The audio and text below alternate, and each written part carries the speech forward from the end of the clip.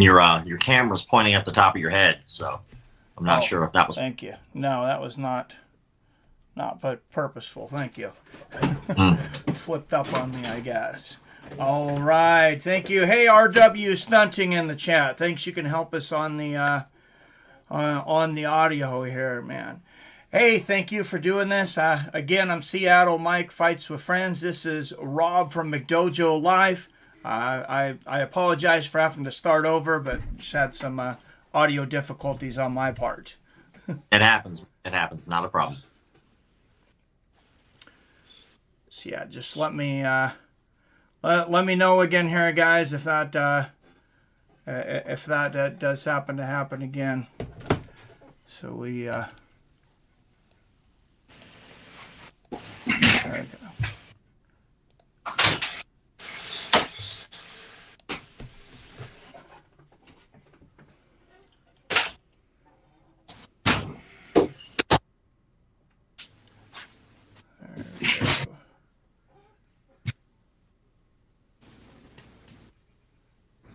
All right, is this live? Sounds way better. Thank you, Great Brimstone. All right, okay, now that I know that we're all good and everything, I apologize. We'll have to start over a little bit here, but this is Rob, runs McDojo Life. Really awesome channel exposing tomfoolery and bullshit artists, basically, in martial arts. Yes, sir. I call out fakes, frauds, phonies, con men, and pedophiles in the martial arts industry. Well, I'm glad somebody is doing it, and as I mentioned earlier, I'm surprised that there are so many people to call out. It just amazes me that there are still this many people in 2021 that think they can get away with this. Well, yeah, there are cults and everything, and the martial arts industry itself isn't regulated, so pretty much anybody can call themselves whatever degree master they want to be and open a studio, and if they're charismatic enough, they can pretty much fool people and make money off of it. Yeah, I know we were talking about one gentleman who put up kind of a bullshit conference charging like $850 a day, and he said apparently he didn't have much information and actually contacted you. Yeah, that particular seminar was like a 3-day seminar, and I think in total probably would have added up to about $2,000 for a 3-day seminar.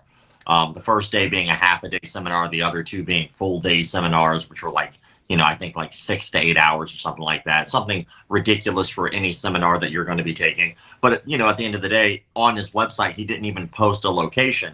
So even if someone did wanted to pay, there was nowhere of knowing they would be even hosting it. And so, con men like this are everywhere. And the gentleman even contacted me and said that he would probably be doing another seminar in Miami. And I was like, well, let me know when you do. I'll be happy to attend, because it's nonsense, and calling out frauds is something I enjoy. I seen the $90 online spiritual healing bullshit or whatever it is. I'm tempted to spend the $90 and see what the hell I get. And it's always interesting to see what these con men come up with. And the thing I think most people aren't aware of is there are cults in everything. And whenever people hear the word cult, they automatically assume a religious cult. Well, cults aren't just religious. You can have a cult of personality, you can have a political cult, and you can have martial arts cults.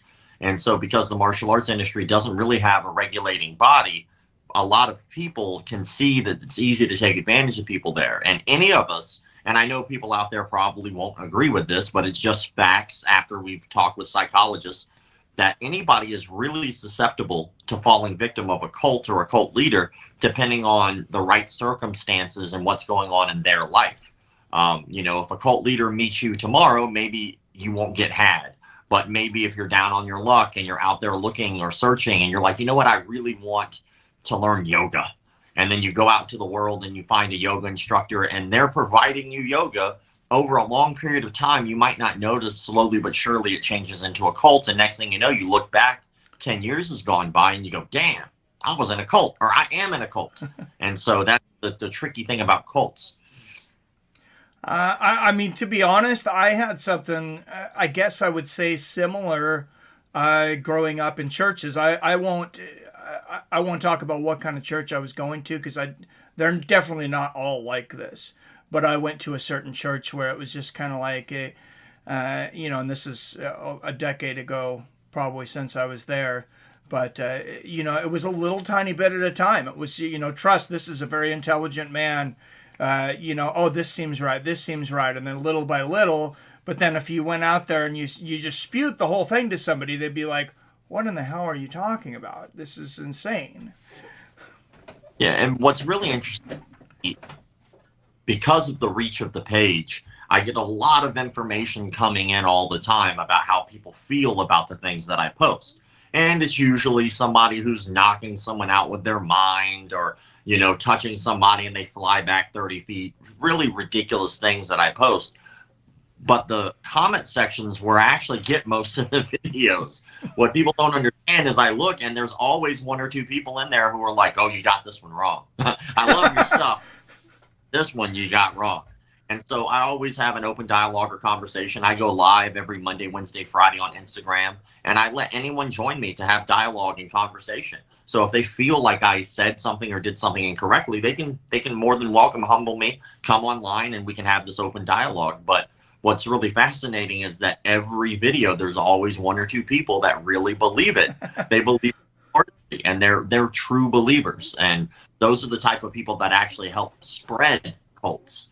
Are those people who believe in it and their core, that this is real. And then those are the people that go out almost like soldiers in an army, and they go out and convince other people to try it out or to join. And next thing you know, rather than having 5 people, now the cult has 100 or 200, and then it expands.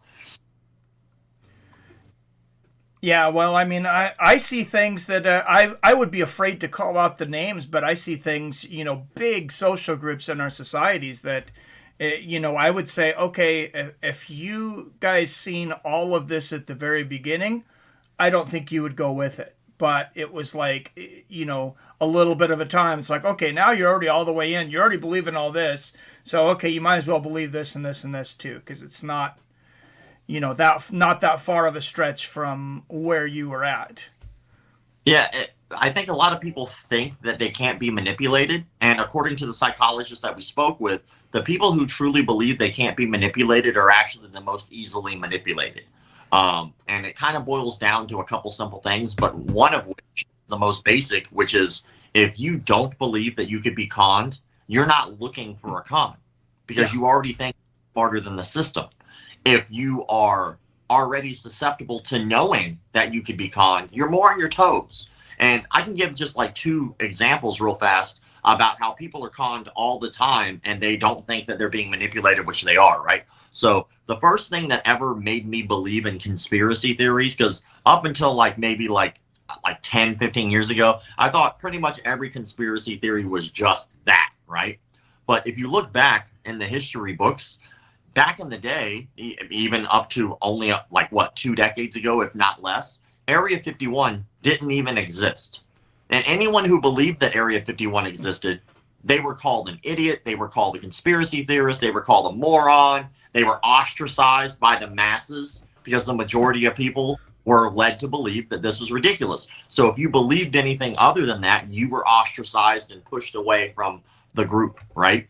And so that's a form of a cult. That's how cults work. You basically have taken your common man, somebody next to you, and because they have an opposing viewpoint, you basically excommunicated them from the group, right? Well, here we are. What was it, only 3 years ago? Not only did Area 51 is known now 100% to exist, but the government was like, yeah, it exists. What? No big deal. It wasn't even a bit it just kind of graduated to becoming a real thing. And then people even were ready to storm the thing. There was a Facebook group where all these people got together and they were ready to storm it because they knew for a fact it existed.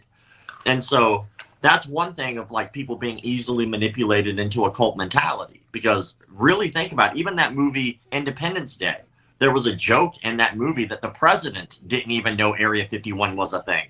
So and that was in the 90s? Yeah. So we can all be susceptible to being lied to and going along with the cult mentality. But one that might even be more familiar to everyone is something just as simple as a grocery store, when you go to a grocery store, right? Most grocery stores are built the same. On the outside rim is where all the good food is, and on the inside is where all the bullshit is, the canned goods and the processed foods and all that crap. But one thing that most every grocery store has is at the very end, when you're about to check out, there's candies and snacks and drinks and stuff like that right there at checkout. When you bought that, I promise you that wasn't your idea. It wasn't. You were manipulated into buying that product by somebody who was much smarter. Because that soda that cost you $3 right there, when you could have bought the case for $5, would you really do that if you actually logically thought about it? Would you spend $3 for one when you can spend $5 and get a case? Probably not. You probably would have bought the case if you really wanted it.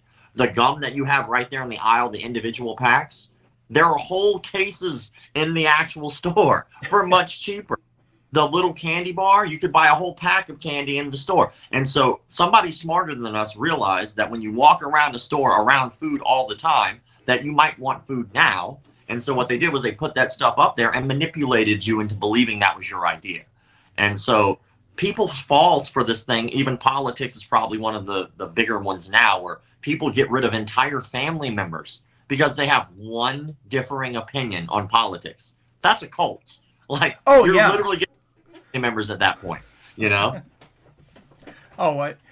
I totally agree, and I'm actually, everybody in here that's in the chat, the few that's in there, seeing my trailer from my second channel that I'm starting. Actually, it's called Weapons of Mass Discussion. It's going to premiere on September 11th, 2021. I hope people check it out. But I actually call the Democratic and Republican Party a cult. And not if you're a Democrat or Republican, but it's like, if you believe everything this group says, it seems like there's people, it's like, okay, say, you're for Second Amendment, so you have to be for, everything else that the right stands for, or the other side and the left. I don't want to go into too many examples because I know people can get sensitive, over that issue. But that proves the point, doesn't it? If we have a discussion, an open, honest discussion on something like that, right, and then people get so upset, there's a difference between passion and anger. And I think people have a really hard time differentiating the differences now.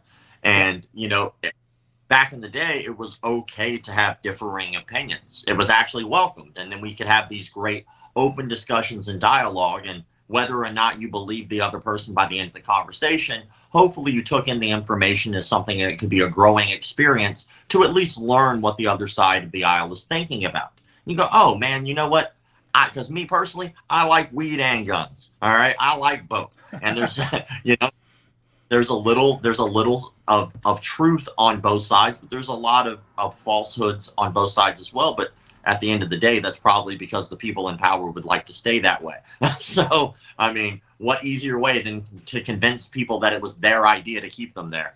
But, I have my own opinions about stuff like that. But I do love open dialogue. And I think that it's something that's really missing in the world today, because so many people are willing to either not discuss something with someone at all, or not even be willing to hear what they have to say, or dismiss it so quickly without actually analyzing and taking in the information, which is also just as toxic.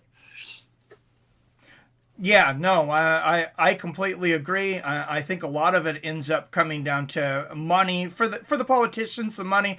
I have this idea. I remember Jesse Ventura saying back in the day that, after he'd become governor of Minnesota, that the WWE was more real than politics. How I take that, I picture these guys going back into a room, these people that all tell us that they all hate each other, and going back into this room and say, okay, well, I'm going to have to say this about you. You could say this about me. I'm not attacking you personally, but if we do this, we can get these people here, and we're going to get all this money. Or we're going to get you as a lobbyist after your job there, or whatever. I think it basically mostly comes down to money. And that's basically what politics is at the end of the day, is who has the money and where's it going next. So, I mean, that's the skinny of politics in general, whether the good or the bad. Who has money? Where do we put the money? That's about how it all boils down. And I guess that's kind of the reason for running a bullshit dojo, because apparently, if me and you do a virtual dojo together, we can get like $850 a day. Well, that particular gentleman who was charging that much, he messed up because he could have probably gotten money, but he had no clue how to market, which is another huge issue in the martial arts industry. But when it comes down to fake martial arts dojos, it's not that difficult to fool people into believing things that they're uneducated in. And that doesn't make them dumb, it just makes them ignorant. And being ignorant doesn't make you dumb. Like, I'm ignorant in a lot of things. There's a lot of things I just simply don't know. And if I went to a mechanic, for instance, and I asked the mechanic, hey man, I'm not sure what's wrong with my car, those words alone show my ignorance. I don't know what's wrong with my car. But if the mechanic said, hey, it's probably A, B, and C, he could be lying his ass off to me. And I would never know. I would be like, all right, well, how much is it to fix it?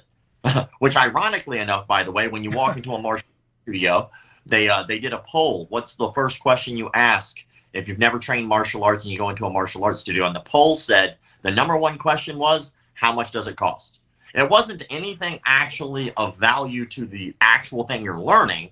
It was all about very selfishness. How much does it cost? Like, can I afford to do this or can I not? And then we can move forward from there. Meanwhile, people will buy things like a car, for instance, which you can't afford. Most people have to make payments on their car, or their house, which they can't afford. Most people make payments on the house, right? And so we buy things all the time we can't afford. So why is that the most important thing? Why wouldn't it be something like, how long have you been doing this? You know, how will this benefit me? Are you federally or locally background checked? Are you CPR certified? Things that will actually affect my livelihood and what I get out of this. It's all about, am I willing to put anything into this? Well, asking that question right off the bat without learning what the value of the system or what you're about to buy is shows ignorance. It's ignorance from the buyer. They just don't know what to ask. And so what do? They ask the only thing that they know. How much is it, right? Which there are far more important questions to that. And hopefully the page will help kind of shed light on those things to maybe that shouldn't be your first question. You know, you can get to that question, but that'd be kind of like, hey man, I have a car for sale. Do you want it? And then your first question wouldn't be, how much is it? That would be a dumb question. Well, what kind of car is it? How many miles does it have on it? Most of us kind of know to ask these questions. Are there damage to the car? Are the oil changes on time? Those are things we would look for. And then if it meets all the criteria of what I want, then ask the price. And that's kind of how people should be in martial arts. Yeah, it makes me think of a family I know, and the father, the mother, you know, they're both about my age, and they had like two kids, and they're all black belts. They're all black belts, of course. You know, and I don't think I'm picking on Taekwondo. I'm going to say Taekwondo just because I'm going to say out there, you know, there's some good dojos and there's some bad dojos in every art. And I've seen it. I'm sure you've seen it a lot more than I have. But like, you know, the guy was about my age, a couple of years younger. I was like, you know, I was in the garage and I was like, hey, you want to spar? I've done mostly judo, but I've done some boxing. I had a couple little amateur boxing matches. I'm like, you want to spar, you know, and striking and stuff. And if I went 50%, I felt like I would have killed that guy. That's like how bad he was, how little knowledge he had, and the strange, you know, forms and different things. And it was like everything, I could see things a mile coming. I mean, if I didn't want him to hit me, he pretty much wasn't going to hit me. And it was like I could hit him anytime I wanted to. And I hadn't even been in, you know, in a formal dojo in quite some time. So the fact that those guys had black belts, it's like, well, I mean, good for you, but I think Bruce Lee said, you know, a belt's only good to hold your pants up. I hope he wasn't doing much more with that belt than that.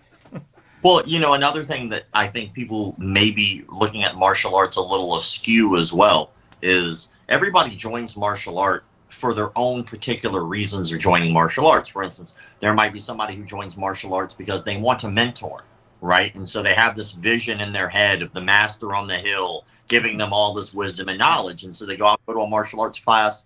I'll have a mentor, somebody who can help guide me through maybe a hard time in my life or give me advice, a father figure, if you will, or a mother figure if it's a female instructor. And then they also get martial arts. Or somebody might join martial arts because they need to lose like 50 pounds because they want to get a gastric bypass surgery, and they're bored with the gym, they hate the gym, they're not motivated, but they're motivated to learn martial arts. So the reason they go is to lose weight, and they learn martial arts. And most people who join martial arts are actually this way.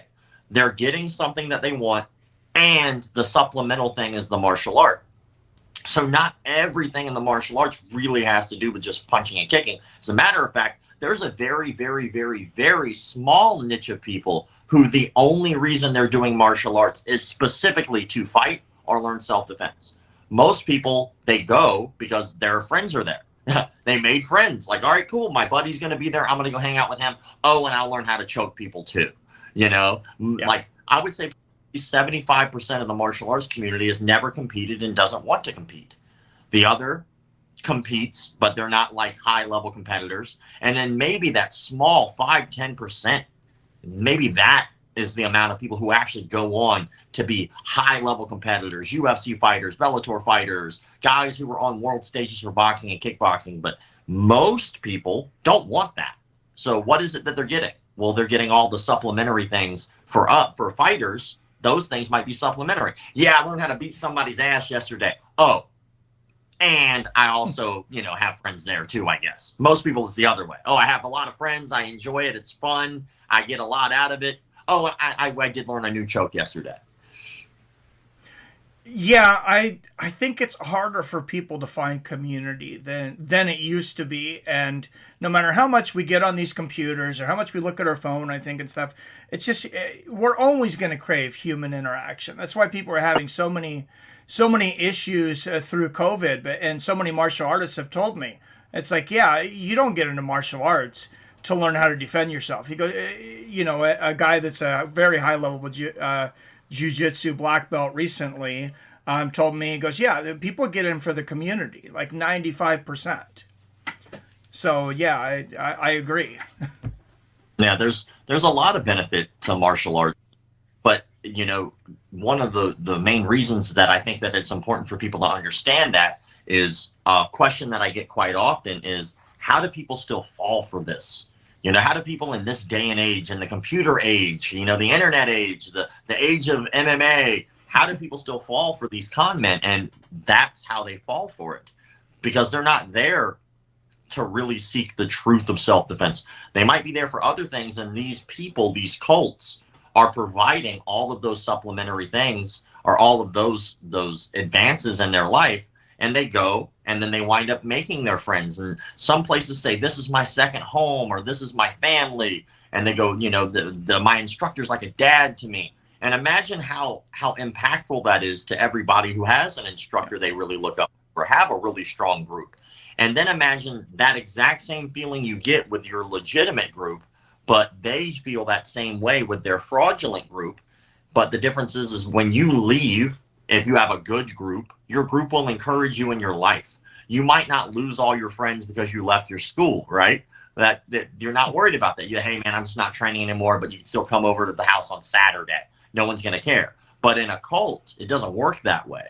In a cult, once you leave, you're excommunicated. These are no longer your friends. You're no longer around your father figure who's not going to speak to you anymore. And even legitimate martial arts have this thing. Like, for instance, Brazilian Jiu-Jitsu is coined as probably one of the most legitimate martial arts by a lot of people, right? A lot of people consider that mostly because of the popularity of MMA and how effective it is. And in MMA, it's a necessity that you have to learn how to do jiu-jitsu. You have to learn how to grapple. You have to learn how to do well on the ground. And so a lot of people put that up on a really high pedestal, which I do believe it's earned its spot, not only through the way that it's involved pop culture, and people love that in pop culture. Now you see it in things like John Wick, where you're seeing him actually pulling off neon bellies and he's switching over and he's arm barring. It looks cool, but it also was effective because of things like the Gracie challenges, where they were accepting any all-comers to come in and fight them, But when it comes down to Brazilian Jiu-Jitsu, there are schools out there that are just as culty as other schools. There's a term in Brazilian Jiu-Jitsu called a criança, all right? And I'm not Brazilian, so I'm sure I butchered it, or criança. But it basically means traitor. And a lot of schools will not allow you to go train at another school. And if you do, they'll kick you out. they'll call you a traitor, and that's a cult at that point. That's when you've been excommunicated. You are now a part of the evil. You aren't a part of us. And it's really interesting how a lot of people will try to put these things like karate and jiu-jitsu and MMA into their own little separate compartments when they're not all that much different in terms of how the community is affected. Well, I have heard that, and just to speak from my own example, we did judo at our high school, and I'll tell you, it's the only reason I graduated. I probably wouldn't even made it to sophomore year because I just got in so many fights that they're like, hey, if you get in one more fight, and this is like halfway through freshman year, they're like, we're going to expel you. And my Spanish teacher started a dojo, and it really changed my life. But talking about loyalty and excommunications and things, our sensei, his sensei, lived about 3 hours away and taught. And after we graduated, one of the guys from, I want to call it like a brotherhood. We were all very close, and I still talk to most of the people from that group on a regular basis. When he went to our sensei and got his black belt, these guys did not want to recognize him. They were, talking smack about him, like almost like they didn't even want to talk to him. Like, oh, why did you not get, why did you not get your belt from our sensei? Well, this is our sensei. I had his blessing. I wasn't living there anymore, and they had a huge problem with it. Yeah, it's kind of like a big fish, small pond kind of thing. It's like there are some things in martial arts that have tradition but are not traditional, if that makes sense. You can have tradition something, but it not actually be traditional. Like, for instance, martial arts right now, there are a lot of traditions when it comes to belts and belt testings, right? Every school might have a different way of handling a belt testing. Some schools, like, again, I'll use Brazilian Jiu-Jitsu as an example because everybody always accuses me of teasing traditional martial arts. But let's say Brazilian Jiu-Jitsu, for instance. There are some schools that when you get your belt, they whip you. They'll make you stand in a line, and everyone stands on an aisle, either side. And as you walk down the aisle, they'll whip you on the back, and you have to walk down and walk back, right? And if you run at all, then do it again. That's not traditional. Why? Because jiu-jitsu didn't originally have belts at all. Martial arts in general didn't have belts when they started. So if you were talking about true traditional martial arts, well, you wouldn't be dealing with belts at all. That didn't come until later, much later. So when people are like, yeah, it's tradition. Like, no, you're right. It's tradition, but it's not traditional. So you can't like take that one thing and say it goes all the way back to the beginning. It doesn't. Other schools do this thing where they'll throw you after you get your belt promotion. Well, that might be your school's tradition, but that's not tradition. That's not how that would work. And so a lot of schools like to take lies or fantasies or new traditions and try to sell them as traditional.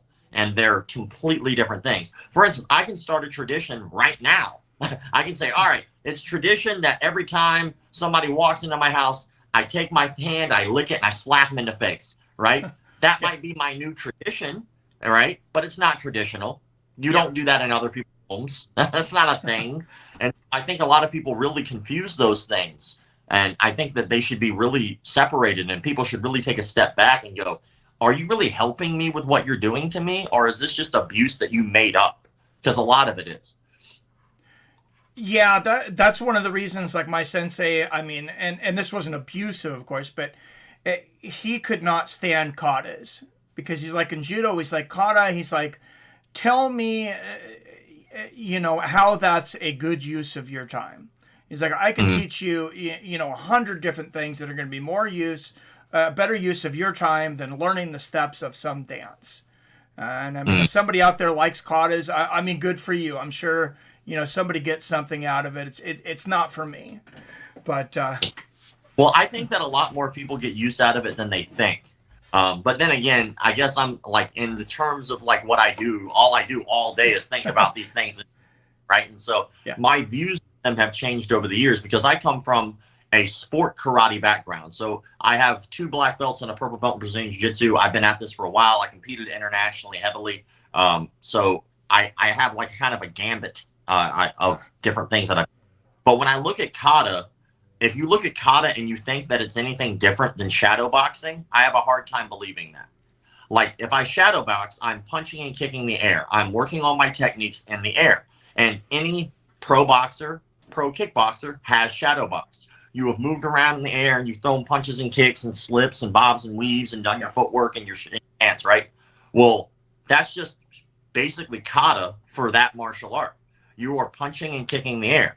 But when you're dealing with things like karate, where you're dealing with what they call bunkai, which is the real issue, because I don't think the issue is kata. The issue is bunkai, and bunkai means application.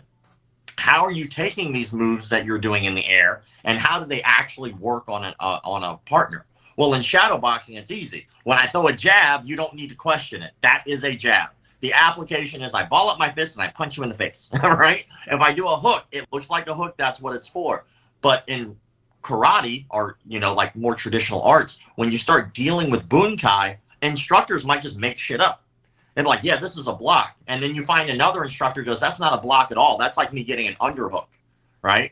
And if you start really looking at things and you go, oh, well, this makes more sense than this, it really starts to change your outlook about those kind of things. Because if I took a boxer and I said shadow box, and I took a karate guy and I said do kata, they would still be just punching and kicking the air. But the only difference is when I look at the boxer, I know exactly what I'm getting. When I look at the karate guy, I don't, because according to different instructors that I might talk to, they might all have different interpretations of what those movements are. And that's the real problem with kata as opposed to shadow boxing. There should be no interpretation. Like, there's a lot of different ways I can make my arm do this for different reasons, right? And so I could say it's this, but also this, but it could be for this or this, where when you start to get into more traditionalists, they go, it's only this. It's like, well, that's not true. Body mechanics is body mechanics. So it could be anything. Yeah, and to be honest, I didn't have a lot of experience with kata. Like I said, and now that I think about it, we probably did a lot of things a lot of people would have called kata, and we just didn't call it that. It's like, okay, we're going to practice Ippon Serenagi today. You're going to practice, this is uke, this is, you're going to practice, Tayatoshi or whatever it is. And you're going to do that 10 times. We would do that all the time. So I guess that's pretty much like a kata. Yeah, it's funny. There's a lot of dynamics there, like the trying to dissect the martial arts, the martial arts industry, I guess you could say, is a super fascinating thing because there's an endless amount of hypocrisy. Here's one of my favorite hypocrisies in martial arts, right? You walk into the door of a dojo, which I've done this a lot. It's why I started thinking about it. When you walk into the door of a dojo, you look above the door. Sometimes there's a sign that says, leave your ego here or leave your ego at the door, right? I've seen it in a lot of martial arts schools. But in some of those exact same schools, after I'm done reading that, I'll look over onto the wall and there's a giant sign that says, this is a black belt school. It's like, well, did I leave my ego at the door or am I super egotistic? Black belt means more than it really does. Like, which one is it? Because if I leave my ego here, then that sign doesn't mean shit. Or if I believe that sign, then this sign doesn't mean shit. It's like, which one do I believe? And so, and it happens all the time. It happens in every martial art. It happens at every martial arts school. There are good schools and bad schools, like we talked about, but there's always a little bit of this hypocrisy, and it's always really fun to look at. Well, now that you say that, the black belt thing, back in the day when we were in judo tournaments and stuff, there was an instructor, and I didn't have a lot of respect for this instructor, but it's just for a lot of other reasons. They called him coach instead of sensei, which I don't care. That's fine. He didn't have a traditional black belt, which made it really hard.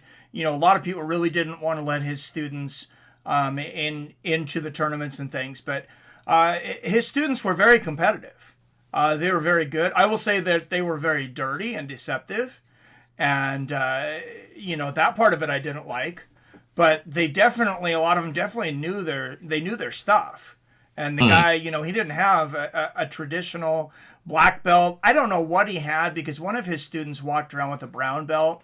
It's a guy that was super egotistical, would walk around with the Superman shirt and a black belt. Kind of like Gordon Ryan. No. I don't know if you've heard that story of Gordon Ryan. The jiu-jitsu master.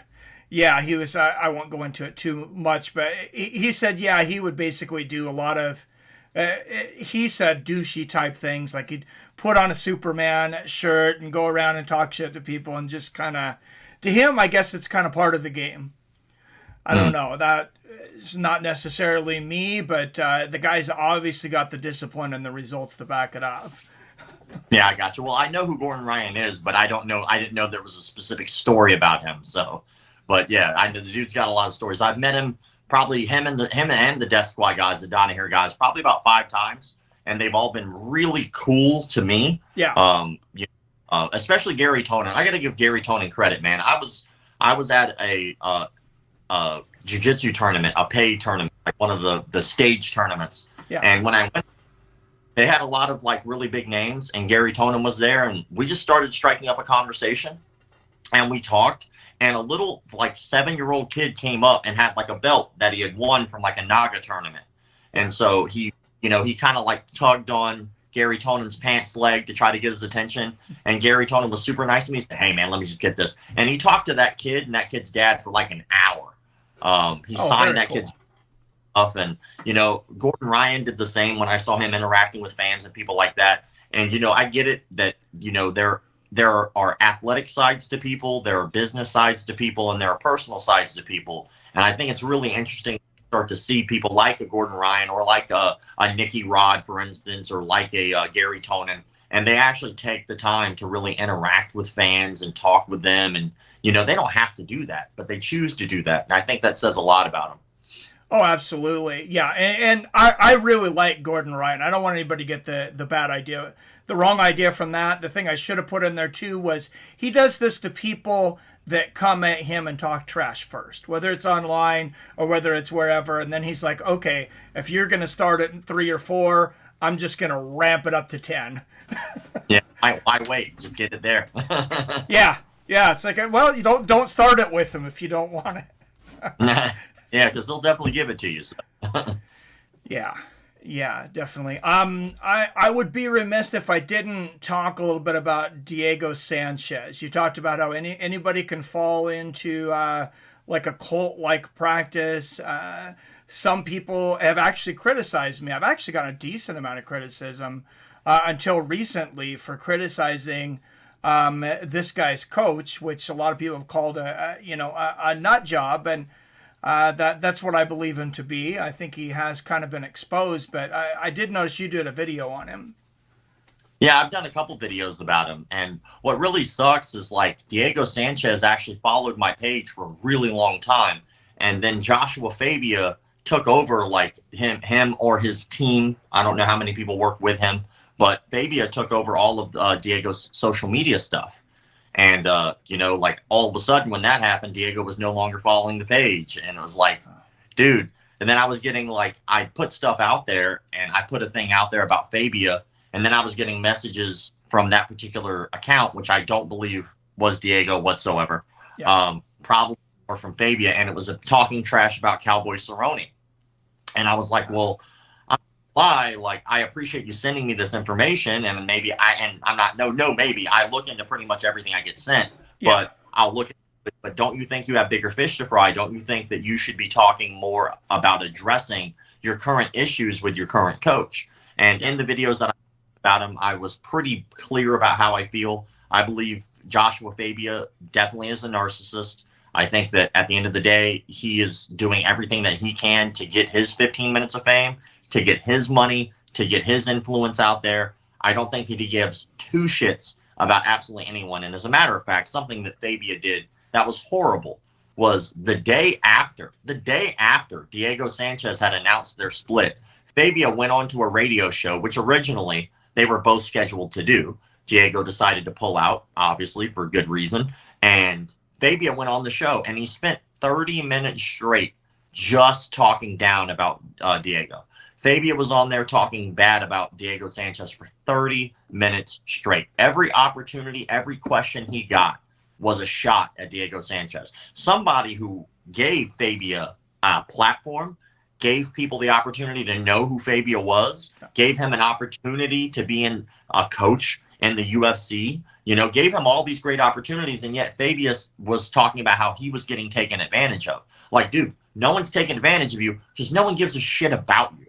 Like, Fabia is a huge turd. If there was a punch bowl that is martial arts, Joshua Fabia is the thing that floats inside that punch bowl. Somebody got drunk, took a shit in that punch bowl, it's Fabia. We'll call that a Fabia.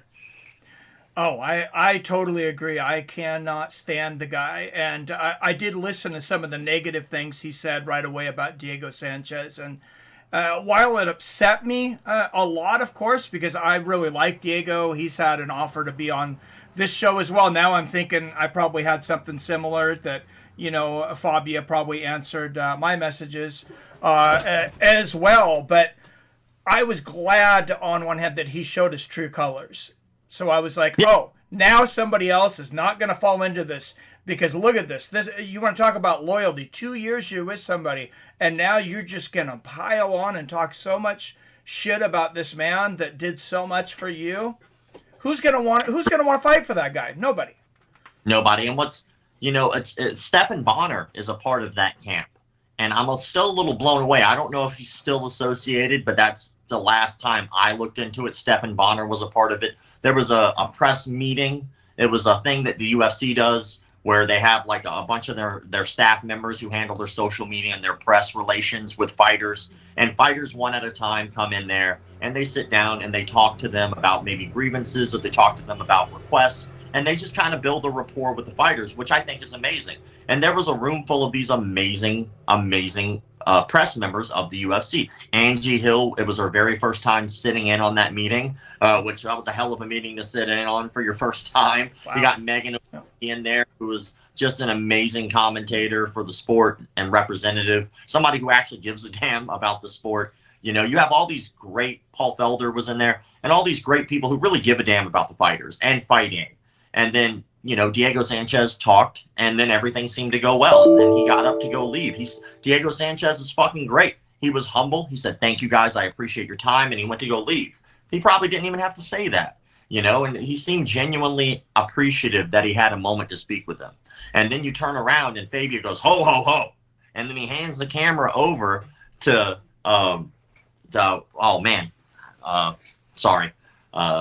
Stephan Bonner. He hands the camera over to Stephan Bonner, and then Stephan Bonner sitting there recording the whole thing, and Fabia just goes off on a tangent about himself. And look, you're representing. Like, I can't tell you how many times I've talked to Duke Rufus or talked to Dwayne Ludwig. And you know what's one thing that they both do really well is when they're fighters' time to shine, their fighters get their time to shine. You don't hear too much about the coaches that well. You don't hear about a John Hackelman very much, right? When Chuck Liddell was in the limelight, yeah, John Hackelman was there and he was helping, but he wasn't there attached at the hip for every interview like Joshua Fabia would be.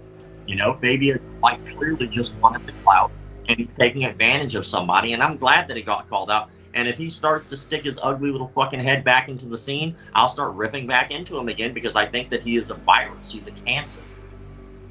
Oh, you and me both, man. And I've heard the same things about the coaches you mentioned. The only one I know personally that I've talked to is John Hackelman, and yeah, couldn't be a nicer guy. Dude is so humble, and just if I called him, or if I messaged him an hour from now, he would give me an hour of his time. And who does that for somebody they don't have a real deep relationship with?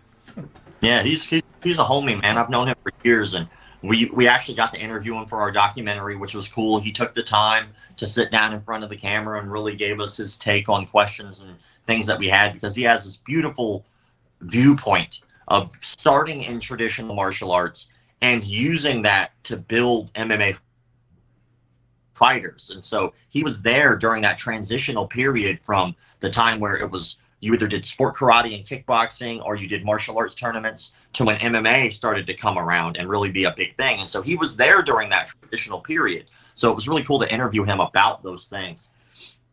Oh, that's very cool. Is your documentary, I'm guessing, on your YouTube channel? No, it won't be on YouTube. We're actually selling it. We're looking to try to sell the Netflix or another streaming service. Oh, so it's not out yet. We'll be looking for it. Okay. What does it have a name yet? Oh, I'm sorry. Go ahead. Oh, sorry. I think we spoke at the same time. Does it have a name yet? No, we have a working title right now, but right now we're still in distribution, editing, and we did 2 versions of our trailer so far. But the first version we didn't like, so we went back to the drawing board. Second version was much more concise, and we liked it, but we still have to tighten that up. But currently, we're working on something called a pitch deck. And so once we have our pitch deck done, which should be done by the end of this week or probably the beginning of next week, either one, then we can take that and we can actually start shopping because we already filmed it all. It's already done. So, yeah. Well, I mean, hopefully you get some shine from Joe Rogan, because I know he's talked about you on the show. I'm sure you know several times. Yeah, I feel very fortunate that I'm even noticed by anybody. So whoever did, and every time he talks about me on the show, I send him a message and I say thank you. I really appreciate that. And he's been nothing but cool to me. He's done all kinds of great shit for me. So I can't be any more than appreciative of him. So it's appreciated. Oh, very cool. I haven't actually had contact with him. I don't try to bombard him. I know he's a busy guy, but he did actually use part of one of my videos on one of my podcasts. So that I was happy about. I might not have gotten credit for it, but that wasn't his fault. It was because somebody else stole my clip and reposted it. But it was the side-by-side count comparison for James Buster Douglas and Mike Tyson when they were knocked down in their fights, and you can time each one. You can tell. Buster was down for like 11.5 seconds, and Mike was maybe out of it, but up at like 8 or 9. But the fight probably shouldn't have went on. But he showed that, so that was pretty cool. Yeah, that's pretty neat, man. Always cool to get recognition. Yeah, well, I know you have another appointment coming up here soon, but man, congrats on everything you do. I was glad to hear that you get to do this full time.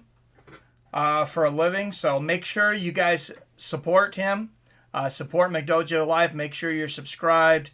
Follow him on Twitter. Is Instagram the same? Just McDojo Life, I'm assuming. Yeah, pretty much McDojo Life, except for on Reddit. On Reddit, it's the McDojo Life because somebody actually took the name McDojo Life on Reddit before I got there. And then it was like, yo, dude, you just kind of stole my stuff. And he doesn't do anything with the page. Yeah. He doesn't answer messages, so it just sits there. So I would love to get that page. But at this point, the McDojo Life, we're almost at like 10,000 followers on there or something like that. So it's like, I'm just going to stick building that one instead and trying to start over. Nice. Well, I've been watching the YouTube. I got you on Twitter. Everybody keeps telling me I need to be on Instagram. I thought it was for beautiful people that were young. I'm like, what the hell am I going to do on there? But apparently that's seems to be the place of choice, social media place of choice recently for a lot of people. So I you have to deal with some policies and stuff like that, but it's not nearly as brutal as TikTok. TikTok will remove something at the drop of a hat. I have to go on back and forth with them all the time, and we have like 230,000 followers there. And every time I post up something that is even remotely close to controversial, they'll remove it quick. And there's no one to talk to. That's the only thing I wish social media would actually do is have a department of people you could actually talk to. If they did that, the world would be a better place. Oh yeah, absolutely. I completely agree. I had an issue on Facebook recently where I was suspended for a week, and I knew it was taken out of context and it was stupid. It really surprised me, but it was a reply to somebody, and I have no idea how they could have taken offense. So I was like, I waited and stayed on for about a day and a half. They didn't respond to me or anything, so I deleted the app. And this is almost kind of creepy. I delete the app within 4 minutes. I get a message that says, basically, you're back on. We looked at your appeal, and we agree with you, and we're sorry. It was basically an apology, which blew my mind. You're good to be back on. So it's like they knew I deleted the app. So I don't know what that triggered over on their side, but yeah, I got kicked off of Facebook for a copyright issue. And Facebook, one thing that people don't really realize is it doesn't reset you like YouTube. If you get a strike on YouTube, YouTube says, hey, this strike is good for this many days. Yeah. And then the strike literally leave. And they have a 3 policy. So once you get 3 strikes, they'll kick you off the app completely. forever. Yeah. Facebook, on the other hand, doesn't tell you how many strikes you currently have, and they add up over the course of forever. So if they only have, like, there's like 7 strikes you're allowed to have, maybe a little bit more, but like once you reach the end, that's it, forever. Oh, wow. They don't go away.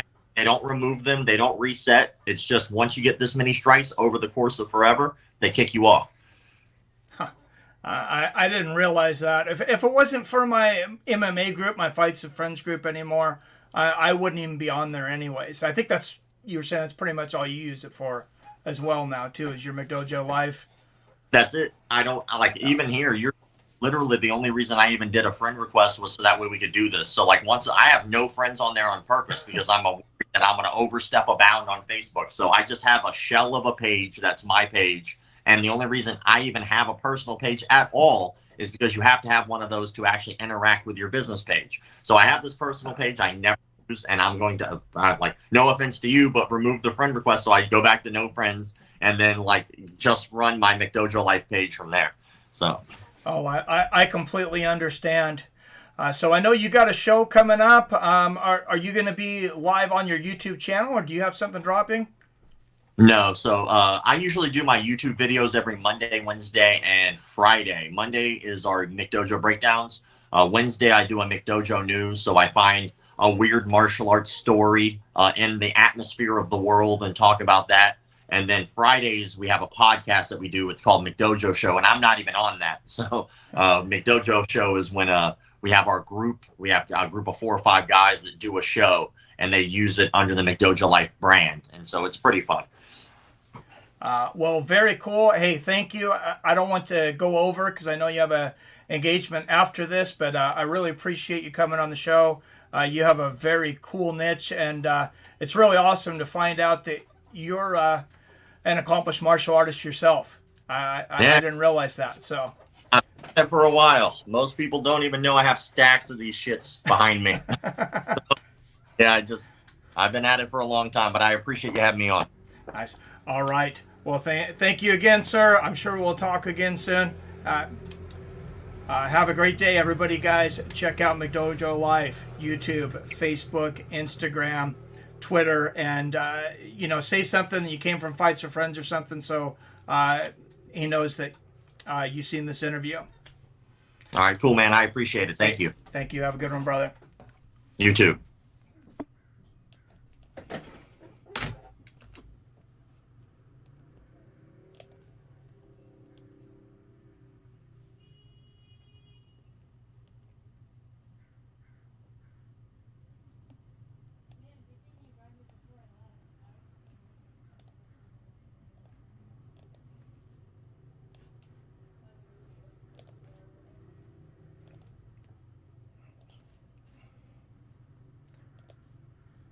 All right, guys. Thank you, everybody, for joining me for this.